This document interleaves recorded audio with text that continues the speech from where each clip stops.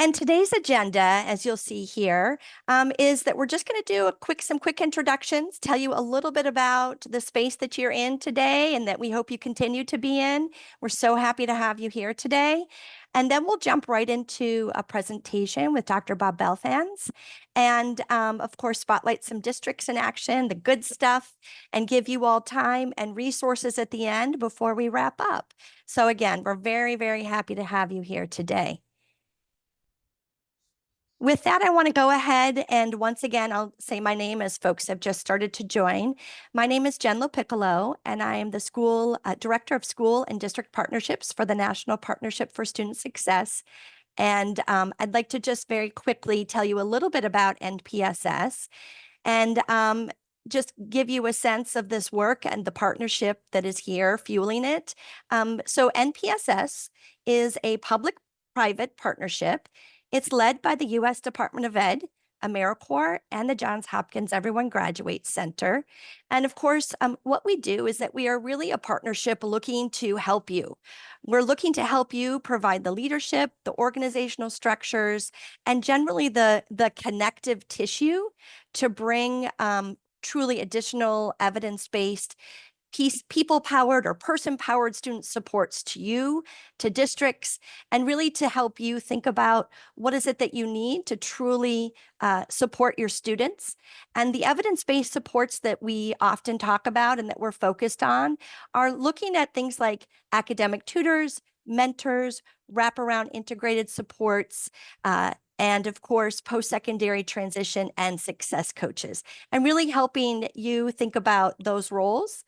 Today, we're going to be talking a lot about attendance and engagement and chronic absence, and really be kicking off our new effort, the Attendance Solutions Network.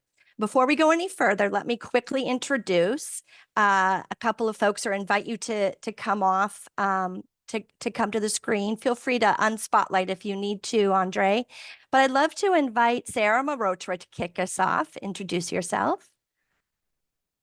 Thanks so much, Jen. And hi, everyone. Great to see you. My name is Sarah Marotra. I'm joining you from the Office of Elementary and Secondary Education at the Department of Ed. Welcome and thanks for being here.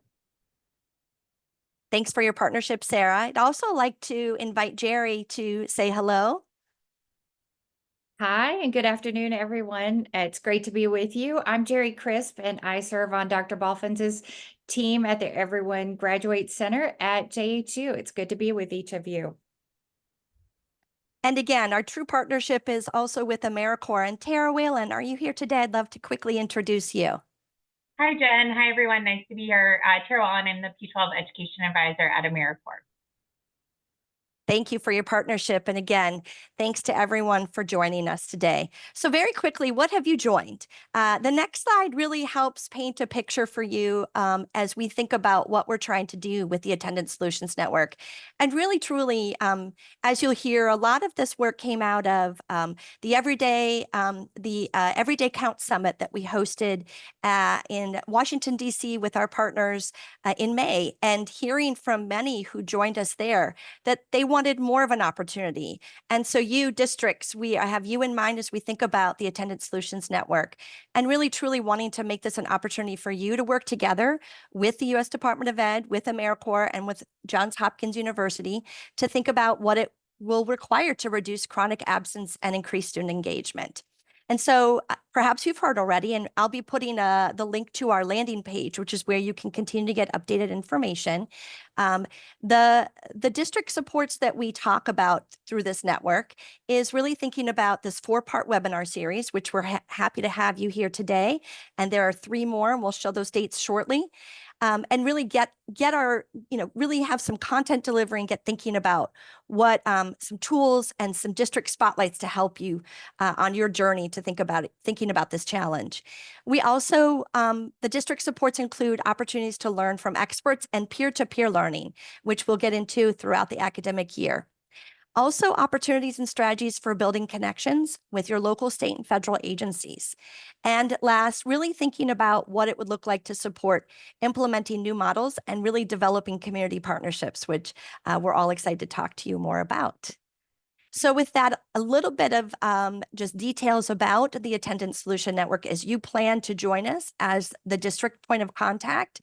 And as you think about as a district point of contact, who else from your team that is close to the work you would like to be joining you, really thinking about, or rather just keeping track of these dates, which of course today is our kickoff. We're also going to jump right back in on Thursday, where we'll focus a lot on creating a culture of regular attendance and the ideas related to prevention, family communication, family engagement. August 6th, we're going to talk more about organizing for success and thinking about what success teams might look like and using data to plan. And August 13th, we'll be looking at aligning existing resources and forming strategic partnerships. Now, all of these sessions will be 3 to 4:15 Eastern Time and noon to 1:15 Pacific Time. So as you think about your role and the role of the different people on your team, keep these in mind. And you should now have links to all the webinars, but we will also send out reminders right before each one if you don't have a chance to register in advance. We'll also be encouraging you to come to small group problem-solving discussions, but those are optional, and it's really your chance to continue the conversation with your peers. And we'll be putting out more details about particularly the ones that the week of July 29th when we come back together on Thursday. And as I mentioned, the peer-to-peer learning community we're really excited about, and we really look forward to inviting you to share spotlights, inviting you to share problems of practice, and deliver a little bit more content that we hope could be helpful to you. Thank you so much. And as part of that, we ask, those are what the districts will get. And in return, we're asking for some voluntary commitments, things that we're really hoping that you will commit to as you think about this journey and you continue to join us throughout the academic year. And that is, as I've mentioned, designate at least one relevant senior district representative or point of contact. Also think about, as I said, welcoming additional team members to join you as you think about who's close to the work. We also invite you to make some commitments around really incorporating best practices and thinking about what that would look like to address chronic absence and increased student engagement in your community and in your district. And building on the district ESEA goals by thinking about what interim goals you might be able to set as you think about those broader, bigger required goals, but also think about what it would look like to report on interim goals and share progress with your colleagues here and with your colleagues in your district. And of course, as we think about those goals, we're talking about sharing them here with Johns Hopkins University and the Everyone Graduate Center as a form of continuous growth and just really coming together around this need to really address engagement and the chronic absences that we're seeing in our communities and in our districts, which I don't need to tell you about. With that said, I think that we should kick it off. I would very much like to introduce you to our speaker today and our leader, Dr. Bob Balfanz, who is the director at Everyone Graduates Center at the School of Education at Johns Hopkins University, and much, much more. All right, Bob, it's your turn. Okay, thank you, Jen, and good afternoon, everyone. So excited to be here with you today. What I'm going to do today is just share with you a synthesis that Hetty Chang of Attendance Works, who I think many of you know and may have worked with, and I put together on really what we know works about addressing chronic absenteeism. And I'll just present a little information on that framework, and then we'll share some district examples and some tools you can use. And then after that, we'll get into a little bit of peer-to-peer dialogue and some breakout rooms. All right, so before we get into it, we just need to center on the magnitude of the challenge, which I know many of you are feeling every day, so you're well aware of it. But, essentially post-pandemic, the number of chronically absent students doubled. And when you think about it, when anything doubles, it really has big impacts, and that's what you're feeling, right?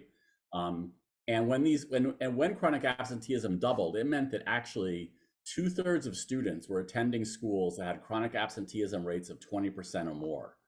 And why this is so significant is we know that's the level at which chronic absenteeism begins to impact the whole school, even kids that are attending every day, because it interferes with instructional pace. Teachers that are in a no-win position, they have to say either, let me remind you what we did yesterday, and lose the students that were there, or we have to move ahead. If you weren't here, ask a friend to catch up and lose those students. And also it interferes with social cohesion, right? And that's the source of a number of the behavioral challenges our schools are facing. The good news is districts have been improving from sort of that all-time high we hit in 21, 22. And they continue to improve in 23 and 24. But also what we see from that data is it's not been uniform. Some districts have gotten better. Some districts have stayed about the same. Some are even struggling more, which really tells us this is about state and district and school actions and not just broad national shifts. So what you do really matters. Next slide. So when Hetty and I put our heads together on this, we really recognized that when we saw, which districts were making progress and which ones were struggling, it really came down to those that were able to put together a systematic approach, right? Because a problem of this scale really requires a systematic approach. And really, we identified that there were really 4 key elements of a systematic approach. The first is just to believe that improvement is possible, right? In many cases, our schools are facing situations where they have 100, 200, a big high school, 300, 400 kids chronically absent. And that just simply overwhelms the systems we had in place pre-pandemic and can sort of, kick you back on your heels and make you feel sort of like there's not much I can do. But the evidence is clear. There is stuff we can do. Secondly, you have to know your challenge, then organize your response and align your resources. And let's dig in and go through those 3 in just a little more detail. All right, so know your challenge.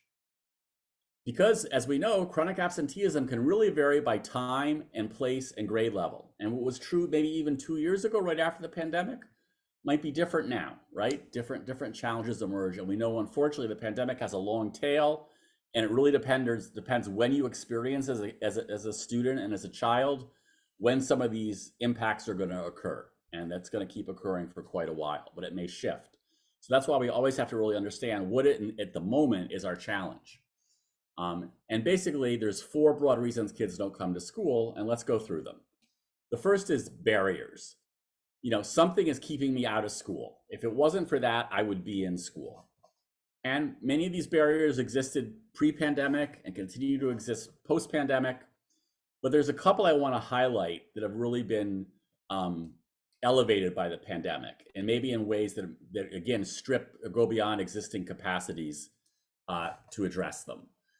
The first is family responsibilities, right? Tragically, right, over 300,000 kids lost a parent in the pandemic, and 2 million kids lost a grandparent. And in many cases, those grandparents or great uncles, who we're not even counting, or great aunts, were members of multi-generational households, and they played key family support roles in those households. And with their passing, those responsibilities have fallen to adolescent children in those households. So there's been an increase of sibling care and elder care, right, with our middle and high school students. And that's not going to go away, right? Because that's a loss. Those people are gone. They're not coming back. That need's going to continue. Secondly, we've learned, right, that during the pandemic, a lot of our high school students took jobs. They took jobs because they had to support their families, because some of their parents lost their jobs or the amount of hours they could work. And many of them, when they did that, found a lot of agency from those jobs. And also in some places, it coincided with a big increase in the minimum wage, and jobs that didn't make sense to a teenager at $7 an hour did make sense at $15 an hour. And many of them wanted to keep those jobs when they came back to school. And the number of those kids are now graduated, but their siblings saw that and are now emulating it with this idea that, yeah, I can work and go to school too. And we know that that's very challenging, right? So that's another area that I think has been an increase from what we experienced before. And then, of course, we know about the trauma and mental health needs, which are sort of greatly higher. All right, next slide. All right, some kids can get to school, nothing's preventing them, but they're fearful or afraid or nervous or anxious that if they go to school, something bad is going to happen. Maybe real, maybe they believe that there's a big enough chance, maybe there's a chance, but they don't want to take the chance, and they avoid school, the growth of aversion, right? We've heard about the social anxiety. A lot of kids talk about that they avoid school for the drama with other kids, peer challenges, the teasing, the bullying, which in a way is increased by chronic absenteeism, because that leads to less social cohesion, less knowing each other, more likely to have that level of drama. And the thing where this also comes to play is like when kids experience the pandemic, this again is a very ever-changing thing, right? So there was a group of kids initially like that were in 4th grade when the pandemic hit. And then they came back and went into a brand new middle school where they didn't know anybody, right? And that's what made those years so challenging. Or they were in 7th grade and suddenly they find themselves as 9th graders, right? Again, that's passed through, but there's other groups of kids, right? Those kids that miss pre-K and K, right, are now sort of, working their way through elementary school without that sort of foundation, right? So those are some of the sources of that social anxiety. Next slide. All right. 3rd group of kids, nothing keeps me from school. I'm not avoiding anything in school, but I don't see the point of being there every day. No one knows me, nobody cares. Why should I be there? My favorite little analogy for this is, imagine you're at a bus stop, you don't have appropriate rain gear, it's raining. If you feel that no one knows you and no one cares, the most logical response is to go home. But if you feel like you're no one wanted, cared for, people are going to miss you, they're going to welcome you in school, even if you're wet, then you'll get wet and go to school, right? So that idea of connectedness, right, leads to disengagement. And there's, growing evidence that a growing number of kids in different ways are starting to see or not believing that there's this connection between regular school attendance and important outcomes. I could pass on the 4-day plan, or I can do my assignments online. It's all the same, right? And we actually know it's not. And also what's a challenge about this one is while it may or may not be true for a given individual, if too many kids do that or too many families do that, it impacts the social cohesion of the whole school, right? We saw that, right? It gets above that 20% threshold and everybody starts to feel the impact. All right, next slide. And then finally, there are misconceptions, right?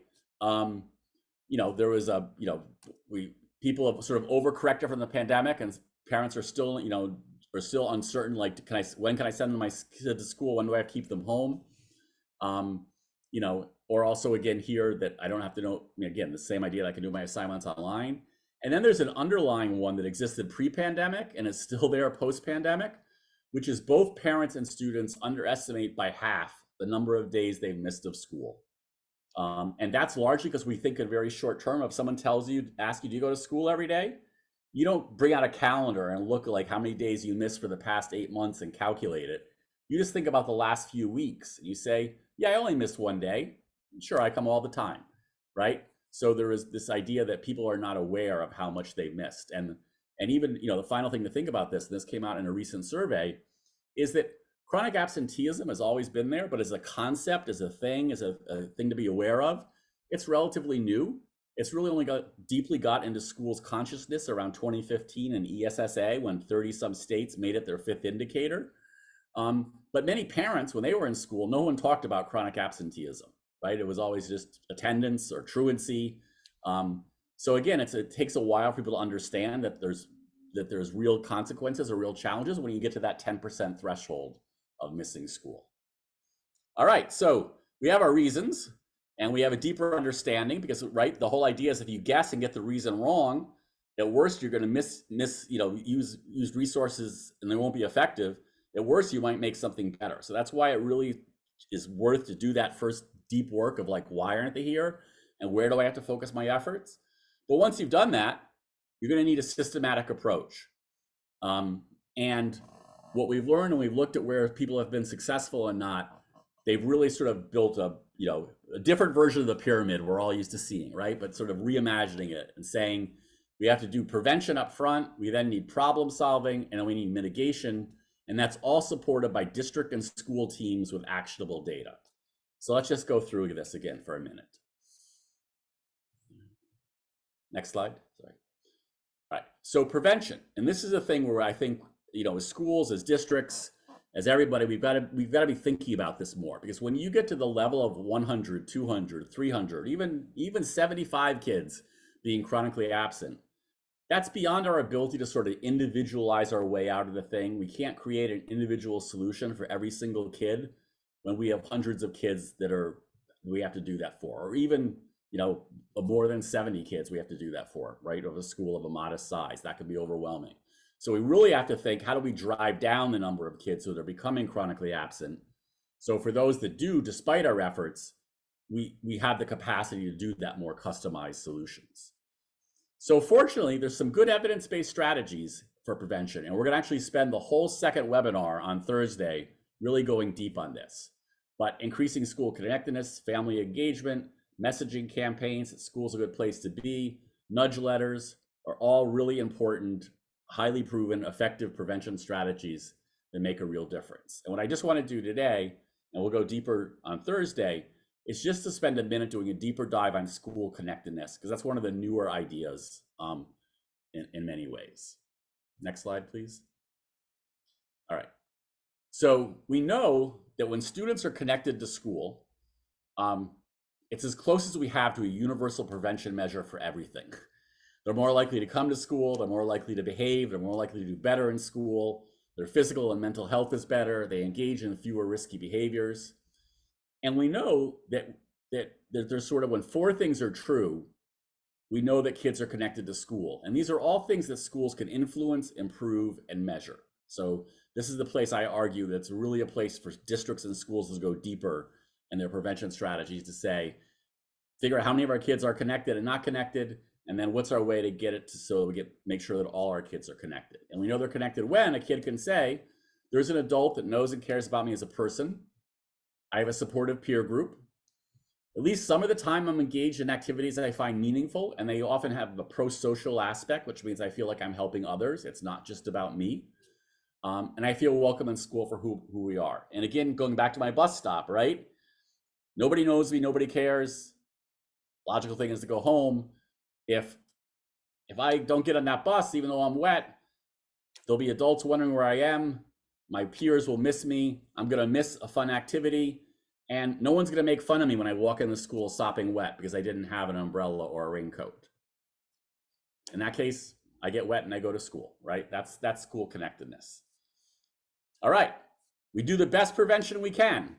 We're never gonna be perfect. We're gonna still have kids, despite prevention, they're gonna be chronically absent. So we have to problem solve, right? Here we know that engaging students and families and identifying root causes and solutions is the place to go. Sometimes, all of us are guilty, researchers, principals, districts, teachers, adults in general. It's an adult thing. We think we can figure out what it is and offer a solution and hope it works. And we don't take that time to really engage the students and families and both get a deeper understanding of why they're not there, but also test our solutions, right? If we have this thing, this is what we do for kids that miss these schools and we hope it works. And if we just talk to the family or the kids, they might have told us, like, for these reasons, that's a non-starter. You're just wasting your time, right? It's important to find that out sooner, not later. Almost every school has some student support system already. MTSS, PBIS, early warning on track, well-being team, attendance teams. But it's really about making those teams effective and focused and data-driven and really operating smoothly, right? And we know in practice, there's a wide variety of how well sort of operationalized those teams are. And we also know this idea, and we'll talk more about this in our third webinar, of success coaches and mentors, having that caring adult that could be any staff member or nonprofit partners, really connecting with kids that are chronically absent or towards it on a regular, consistent basis with some that sort of that daily or weekly support really can make a difference. All right, we've done our prevention, we've done our problem solving. We're still not perfect. We still have kids that, despite our best efforts, are still missing school, or we're making real progress. But last year the student missed 30 days. This year we've got them down to 19 days. Maybe they're officially not still chronically absent, but that's still a lot of school, a lot of impacts happening. We have to think about, how do we mitigate the impacts of missing that school? How do we make it be not as costly as it is? And again, here we have solutions. High dosage tutoring can work very well. Highly engaged summer learning, meaningful high school credit recovery. But the one I want to take a moment on, because this is a relatively low cost, high leverage, underutilized one, is peer mentoring to support social reintegration.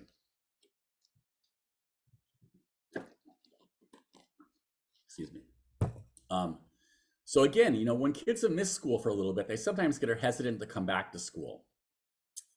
Am I going to be behind? Am I going to miss out on the most recent things that are happening in the school?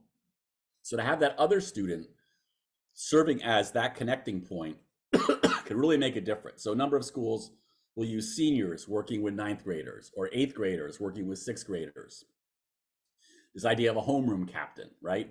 The 8th graders are homeroom captains for the 6th graders. The first thing my homeroom team needs to do is to be here, right? And you get that sort of peer-to-peer support getting kids to school, and also reintegrating them in when they miss school. All right, so we know our challenge. We got our strategies, but to implement that, we need teams with data, right, at the school and the district level. And here's an opportunity, because the truth is, again, that the size of this problem caught people off guard. No one expected it to double. And because of that, existing, as I said, structures weren't right-sized. And so there's an opportunity, and many districts that made progress have done this, to combine what are historically been siloed efforts at both the school and the district level to create more holistic student success or improvement or attendance teams that have enough people power in them to actually deal with the magnitude of having 50, 100, 150 kids absent. So right, historically, we've had like MTSS teams often focus on academic issues. We've had PBIS teams focused on behavior. Maybe we have an attendance team for attendance. Maybe we have an early warning or on-track team for dropout prevention. Maybe we have a well-being team. Each of those often may have 1 or 2 people on them, which is fine if they have to deal with 20 or 30 or 40 students, but not 100. So by combining all of them, because students' needs are holistic, right? And they oftentimes, teachers will say, we're talking about the same student in different meetings just for one part of the challenge. By creating more unified teams, you're able to sort of, with existing resources, get a more effective solution, because it's you now have 8 or 10 people working collectively together on this challenge in a holistic way, as opposed to just a few people working on different aspects of it. And central to all this, and we're going to talk about this a lot in our third webinar, is figuring out how to have good actionable data at the district and school level. Many districts are making progress on this, so we have some great examples to share, but many other districts are still find it challenging, right? It's still not the case that every school is where, yes, we can actually know like who's missed how much school, who's trending towards chronic absenteeism, how this week compares to this week last year, how we're doing over time, getting better or worse. That's still a challenge in too many places, right? And we need to figure out how to solve that. All right. We're teams with data, our prevention strategies, and you can keep going on. Go to the next slide. But now we have to gather and align our resources, right? To make our figuring out what our challenge is, figuring out what our response is, and how we have our prevention, problem solving, mitigation, and our teams.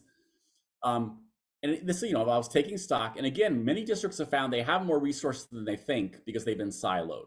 And if you bring them together, you have more firepower to address this issue in a holistic way. It's also really important to put attendance efforts into your other things you're doing, right? Into your science of reading efforts, into your high dosage tutoring efforts, into your school improvement or CTE efforts, right? All of those, if the kids aren't there, they won't benefit from it. And sometimes we tend to bifurcate these things and say, attendance is over here and academic improvements are over there. But we really have to bring them together, right? Because if the kids aren't there to get the tutoring or the science of reading, it won't have an impact, right?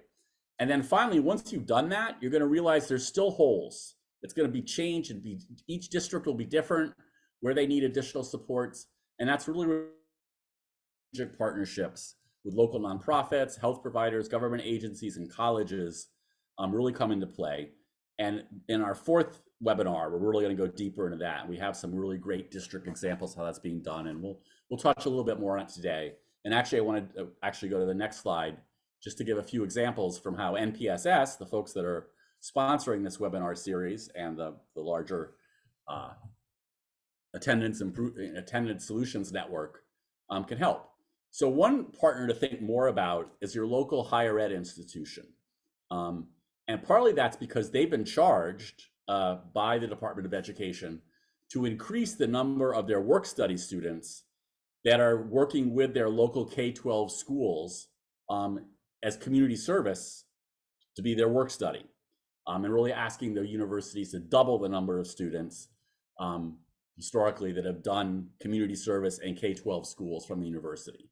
And what's powerful about this, right, is there is a federal funding stream that pays at least part of the cost of those folks being tutors and mentors and success coaches in schools, that schools can draw on to help offset some of that cost, and also to have a ready source of sort of near peers to work with their students. AmeriCorps is another great place, an AmeriCorps Senior, to find nonprofit folks that could work in schools and have experience working in schools. All of your states have a state commission. It's a good thing to learn about. Most educators don't know about the state commission for AmeriCorps in their states. And those are the ones that actually can tell you like where there are American programs in your state, and where you can even ask them to say, we'd like over time for you to help us build one in our community. But this again brings young Americans and older Americans into schools to give that additional people power, right, to play those critical roles. All right. Let's get on to some real district examples now. And really what we're trying to do here, and we've heard feedback from folks, is try to give things that are like, bite sizes that you could add on to your thing. And also we're going to talk about some district examples in a minute that have good examples of that, the whole strategic approach we've talked about today. So here's some examples. Guilford Public Schools, under strategic partnerships, has figured out how to offer telehealth in school managed by school nurses. And where that's been so important in helping them address chronic absenteeism is, absent that, any child that gets sick at school or isn't feeling well often just has to be sent home. And often their parents have struggled to get off work to get them to come home. And then, since they're not attended to for a while, things may get worse, they may miss more days. This actually enables the nurse to bring in the doctor to often prescribe solutions right away and to keep the kids in school. So they've seen a great increase in the number of kids that weren't feeling well that actually were able to stay in school because of having telehealth connections right to the nurse.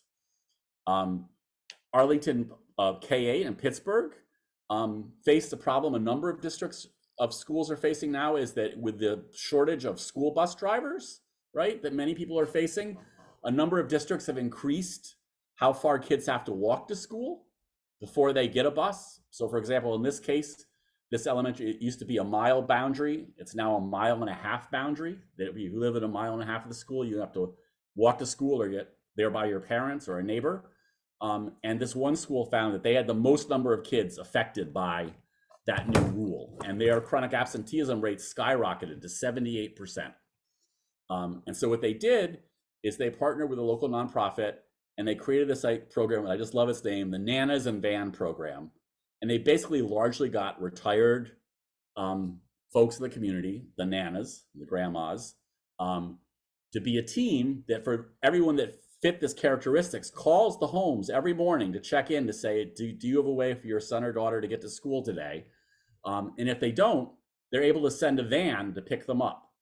And again, that has sort of greatly increased their absenteeism, because they were able to identify in their data a very specific problem, right, that was really driving a significant part of their absenteeism, and then work out a specific solution.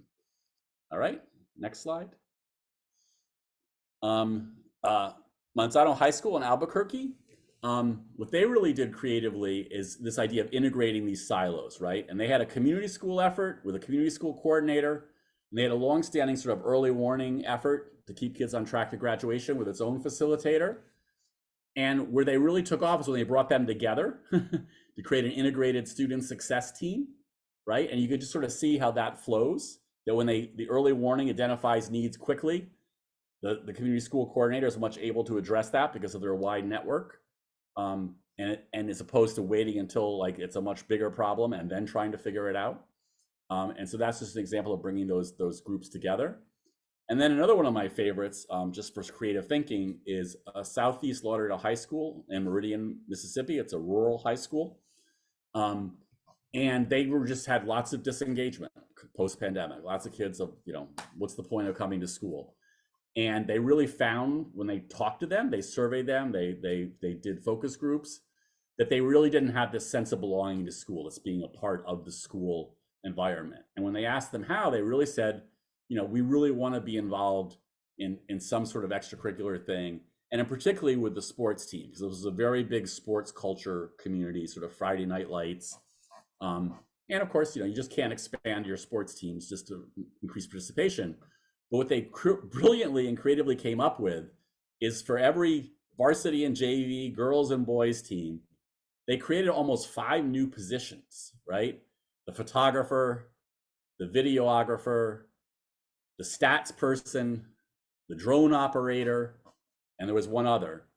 And that gave them almost 50 more slots to take kids that had been on sort of the margins of the school and incorporate them into sort of the core school culture. And they saw, big increases then in their engagement and in their attendance, right? And again, that was just sort of a creative way to sort of talk to the kids, understand their needs, and then find that response that solves it. So those are just some, practical strategies that work.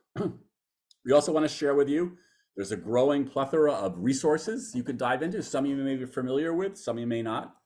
I know many of you probably use the attendance website and playbook, but if you don't, that's really a first go-to place to get really good examples of other districts and how-to guides. The Grad Partnership, another group, has a chronic absenteeism toolkit. The Everyone Graduates Center, and all these folks came together to do just sort of write a text version of what I just said, if you want that. The Department of Ed has a Technical Assistance Center, Student Engagement and Attendance Center, which again has a wealth of resources for districts and states. The National Partnership for Student Success sort of put this all together into one digital backpack. So you just grab that and you grab all of the above to make it easy. Also, as you heard from Jen, we had this Everyday Counts Summit in May, where we had 4 districts, Albuquerque, Columbus, Richmond, and Greater Johnstown schools sort of share their systematic plans that are working. And you can see their slides there, and actually the whole deck from that convening.